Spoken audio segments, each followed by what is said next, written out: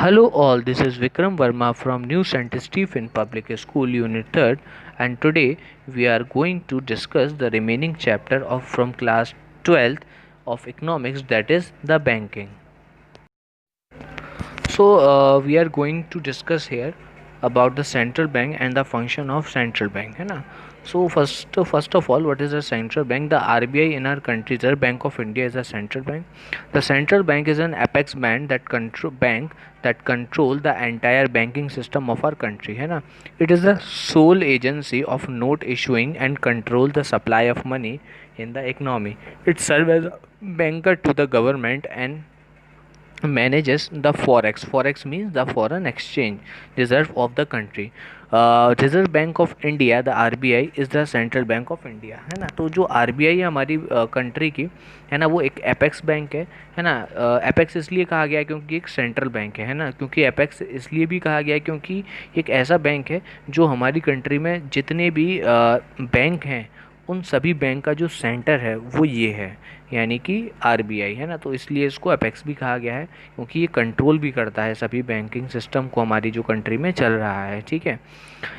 It is the sole agency of note issuing and controlling the supply of money in the economy, है ना. तो ये इकलौती एक एजेंसी है हमारी कंट्री में, है ना, जो कि जिसके पास पावर है नोट इशू करने का और मनी सप्लाई को कंट्रोल करने का हमारी इकनॉमी में, है ना. देखिए ऐसा है कि हमारी इकनॉमी को अगर डेवलप्ड होना है ना, तो और जीडीपी अगर इंक्रीज़ करनी है ना, तो जीडीपी इंक्रीज़ करने के लिए, डेवलप्ड करने के लिए ये बहुत ज़रूरी है कि सही समय पर मनी सप्लाई को बढ़ाया जा सके हमारी इकनॉमी में, है ना. और जब ज़रूरत ना हो तो अगर एक्सेस मनी सप्लाई हो तो इसको कम भी किया जा सके, है ना, ताकि हम इन्फ्लेशन और डिफ्लेशन को कंट्रोल कर सकें, है ना.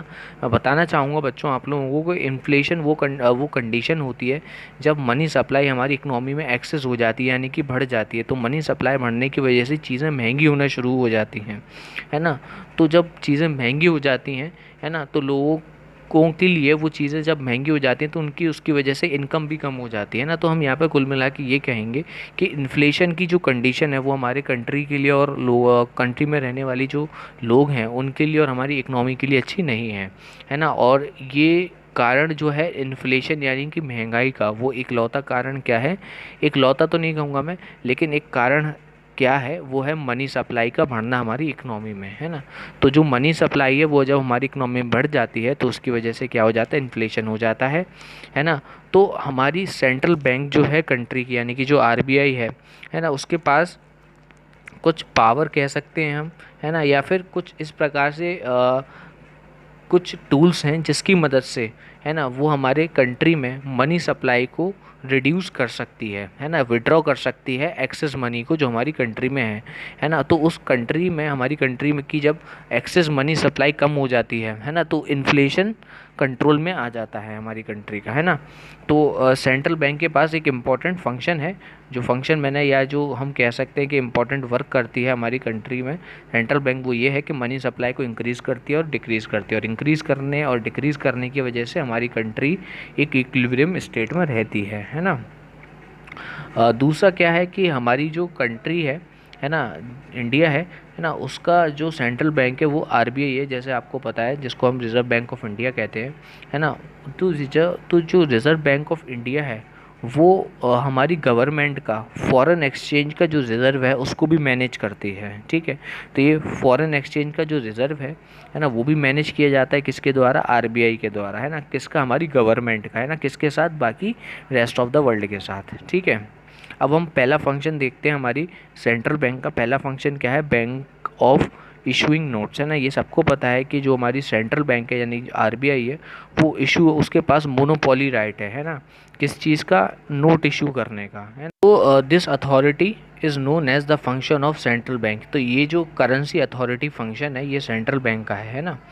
So the note issue by central bank, है ना, are an unlimited legal tenders, है ना. तो जो नोट इशू करता है सेंट्रल बैंक उसको हम क्या कहते हैं, लीगल टेंडर्स करते हैं, है ना. वो जो लीगल टेंडर्स है वो अलग अलग, है ना, डिनोमिनेशन में इशू करती है हमारी आरबीआई, है ना. डिनोमिनेशन जैसे कि 50 रुपीज़, 100 रुपीज़, है ना, और 2000 रुपीज़ का भी 500 है ना। तो ये सारे क्या हैं, डिनोमिनेशन है ना। और ये सब क्या हैं, लीगल टेंडर्स हैं जो हमारी कंट्री का जो सेंट्रल बैंक है, जो आरबीआई है, वो इशू करता है, ठीक है। So the next function is the banker of the government, है ना। सो central bank is a banker, agent and the financial advisor of the government. As a banker to the government, it manage the account of the government. As a agent to the government, it buy and sell securities on behalf of the government. As a advisor of the government, it frame policies to regulate the money market, ठीक है ना। तो banker to the government, है ना। दूसरा function जो है हमारे आरबीआई का, वो क्या है कि हमारी जो गवर्नमेंट है, जो इंडिया की गवर्नमेंट है ना, उसका बैंकर है कौन, आरबीआई, है ना।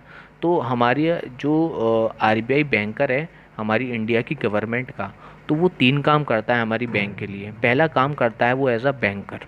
तो एज अ बैंकर वो हमारे देश का देश में जितना भी आने वाला पैसा होता है ना, जो या जो पैसा हमारे देश से जाता है ना, किसकी तरफ से, गवर्नमेंट की तरफ से, है ना। तो उसका अकाउंट जो है वो मेंटेन करता है कौन, आरबीआई, है ना। उसको मैनेज कौन करता है, आरबीआई।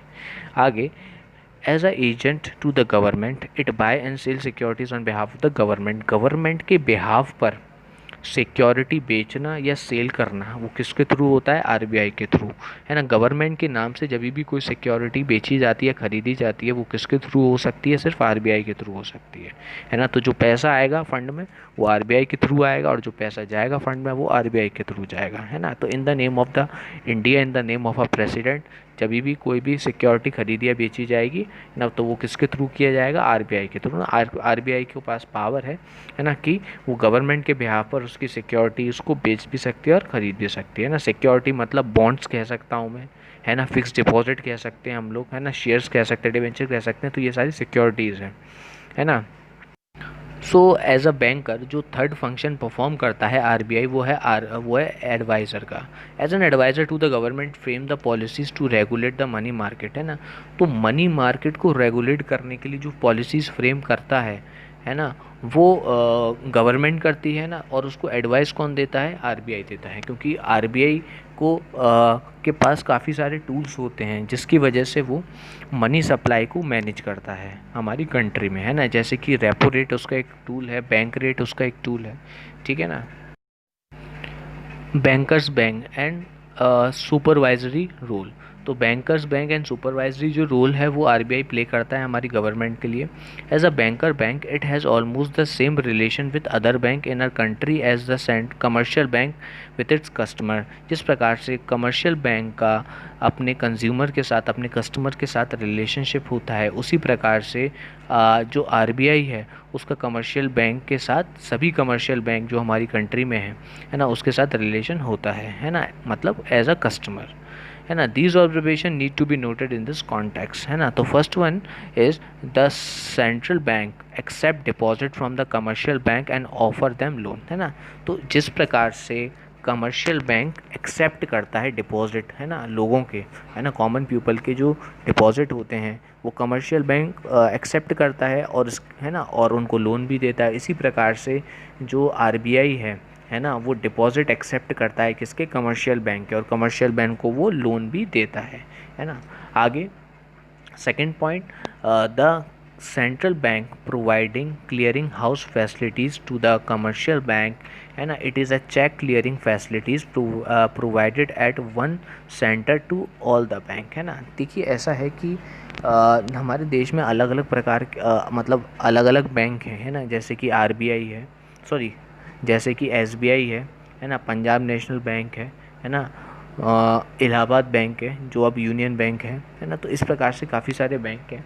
तो जब एक बैंक के चेक दूसरे बैंक में जाते हैं, दूसरे बैंक के चेक तीसरे चेक में जाते हैं ना, तो चेक आपस में जो क्लियर होते हैं वो किसके थ्रू होते हैं, सारे जो बैंक के जो चेक हैं, जो पेमेंट है वो किसके थ्रू क्लियर होता है यहाँ पर, वो होता है सेंट्रल बैंक के थ्रू, है ना। अब जो सेंट्रल बैंक है वो एक प्रकार से रेफरी का वर्क करता है ना, दो बैंक के बीच में कोऑर्डिनेट कराने के लिए, उनके चेक आपस में क्लियर करने के, क्योंकि सभी बैंक का जो अमाउंट है वो किसके पास डिपॉजिट है, किसके पास डिपॉजिट है, आरबीआई के पास डिपॉजिट है। तो आरबीआई, है ना, आपस में किसी दो बैंकों के चेक्स को क्लियर कर सकता है इस प्रकार से, क्योंकि उसके पास दोनों ही बैंकों का फंड अवेलेबल है।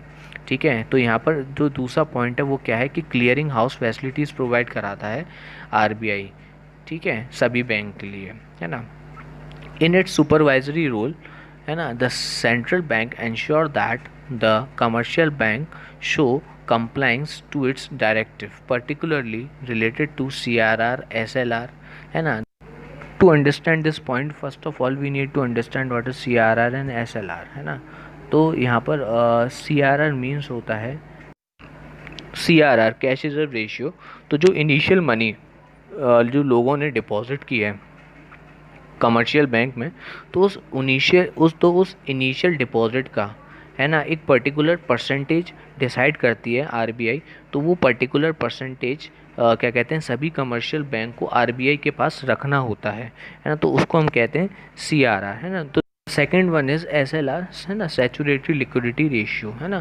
तो ये भी एक जस्ट लाइक सीआरआर, है ना, तो हमें कुछ अमाउंट, है ना, as a cash in the form of cash और in the form of gold अपने पास मेंटेन करना होता है ना। लोगों को लोन देने से पहले, जैसे कि एक कमर्शियल बैंक है, तो कमर्शियल बैंक को लोगों को लोन देने से पहले एक फिक्स्ड परसेंटेज का कैश रिज़र्व या गोल्ड रिज़र्व या आरबीआई अप्रूव्ड सिक्योरिटीज़ को अपने पास as a percentage of reserve अपने पास रखना होता है ना। तो उसको हम कहते हैं सैचुरेटरी लिक्विडिटी रेशियो। तो ये सीआरआर का जो परसेंटेज होता है और जो एसएलआर का परसेंटेज होता है, ये दोनों ही कौन चेंज करता है, आरबीआई चेंज करती है ना। और उतना ही परसेंटेज सीआरआर का और एसएलआर का किसको रखना होता है, हमेशा अपने पास कमर्शियल बैंक को रखना होता है, ठीक है।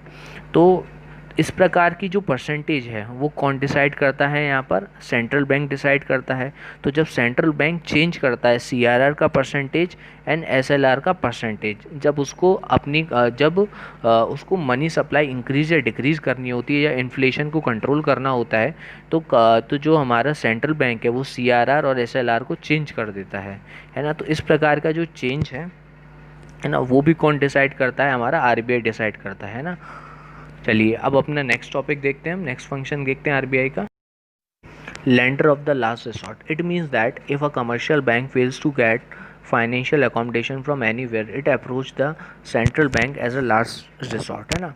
तो इसका मतलब ये है कि जब कमर्शियल बैंक को कहीं से भी फाइनेंशियल अकोमोडेशन नहीं मिलता, है ना, तो वो लास्ट में अप्रोच करता है किसको, सेंट्रल बैंक को, है ना। तो इसीलिए उसको लास्ट रिसॉर्ट कहते हैं हम, है ना। देखिए ऐसा होता है कि कभी कभार जो बैंक होते हैं उनको फाइनेंशियली लॉस हो जाता है ना, या थेफ्ट हो जाता है, बैंक से चोरी हो जाती है। तो इस प्रकार से जब पैसे की आवश्यकता होती है, यानी कि मनी की नीड होती है, फाइनेंशियली जब नीड होती है बैंक को और किसी भी फाइनेंशियल इंस्टीट्यूशन से लोन जब नहीं मिलता है किसी भी कमर्शियल बैंक को, तो वो लास्ट में अप्रोच करता है किसके पास, कमर्शियल बैंक के पास। तो कमर्शियल बैंक एक आखिरी सहारा होता है उसका, तो उसकी हेल्प करता है ना। तो जो कमर्शियल बैंक है वो लोन देता है ना, कुछ सिक्योरिटीज़ के बदले में जो कि पहले से अप्रूव्ड होती हैं, है ना। तो जब वो लोन ऑफ़र करता है कमर्शियल बैंक को, तो वो इमरजेंसी की सिचुएशन में हेल्प करता है बैंक की, इसीलिए उसको लास्ट रिसॉर्ट भी कहा गया है।